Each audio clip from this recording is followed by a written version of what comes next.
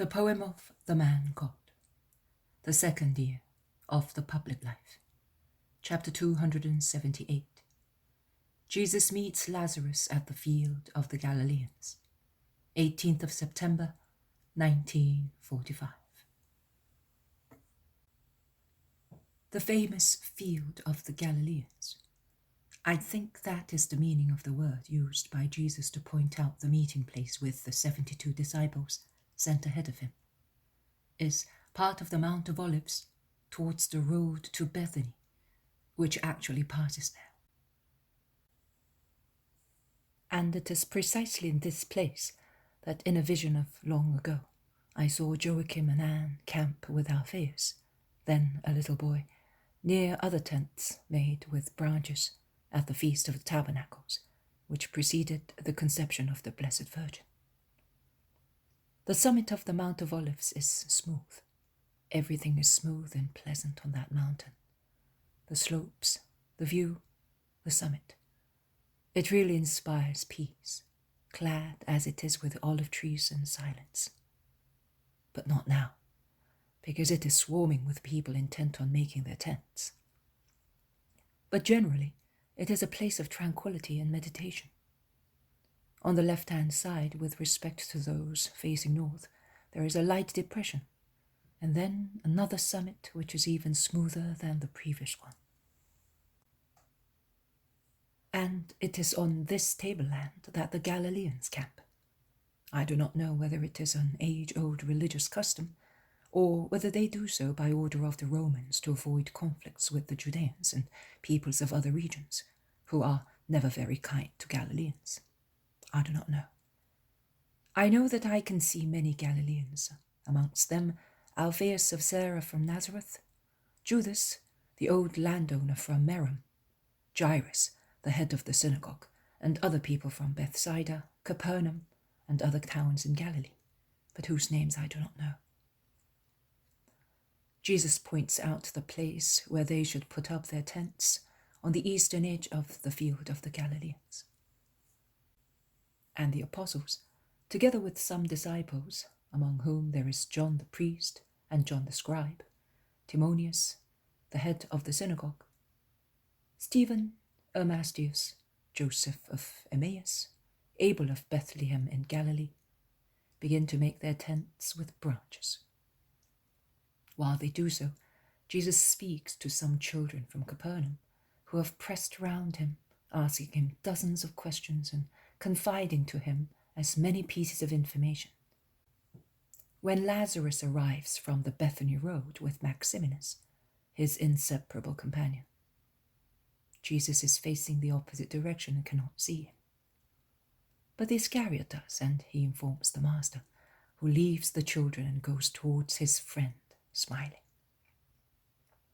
Maximinus stops a few steps behind to leave the two completely free in their first approach, and Lazarus covers the last few yards as fast as he can, walking more painfully than ever, with a smile which trembles with pain on his lips and shines with tears in his eyes. Jesus opens his arms, and Lazarus falls onto his heart, bursting into tears. "What, my dear friend, are you still weeping?" asks Jesus, kissing his temple. He is so much taller than Lazarus, from his shoulders upwards, and looks even taller, as Lazarus is spent in his embrace of love and respect. At last, Lazarus looks up and says, "Yes, I am weeping. Last year, I gave you the pearls of my sad tears. It is therefore fair that I give you the pearls of my tears of joy. O Master, my Master, I think that there is nothing more humble and holy than good tears, and I give them to you to say thank you for my Mary, who is now a kind, happy, serene, pure, good girl, oh, much better than when she was a little girl. And I who felt that I was much above her, in my pride of an Israelite faithful to the law, now I feel I am so tiny, so nothing, as compared to her, who is no longer a woman, but a flame, a sanctifying flame.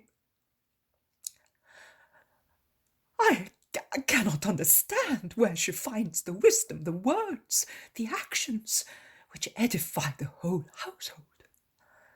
I look at her as one looks at a mystery. But how could so much fire, such a jewel, be hidden under so much rottenness and be there comfortably? Neither I or Martha can ascend where she ascends. But how can she, if her wings were broken by vice? I do not understand. And there is no need for you to understand.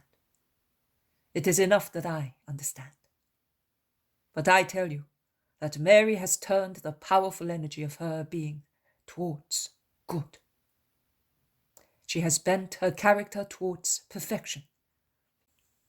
And since her character is of powerful absolutism, she thrusts herself unreservedly on that way. She makes use of her experience in evil to be as powerful in good as she was in evil, and using the same method of giving herself entirely as she did in evil. She has given herself entirely to God. She has understood the law of love God with your whole being, with your body, your soul, and with all your strength. If Israel were made of Marys, if the world were made of Marys, we would have the kingdom of God on the earth, as it will be in the most high heaven. Oh, Master! And it is Mary of Magdala who deserves such words. It is Mary of Lazarus, the great friend, the sister of my great friend. How did you know that I was here, if my mother has not yet come to Bethany? The steward of the clear water has come to me by forced marches and told me that you were coming. Every day I sent a servant here. A little while ago he came, saying he has arrived and is at the field of the Galileans. I left immediately. But you are suffering so much, Master, my legs, and you came. I would have come soon. My anxiety to tell you my joy was tormenting me. I have had it in my heart for months. A letter? How can a letter say such things? I could not wait any longer. Will you come to Bethany? Of course, immediately after the feast. You are anxiously awaited. That Greek girl, what a mind! I speak very much with her, anxious as she is to learn about God.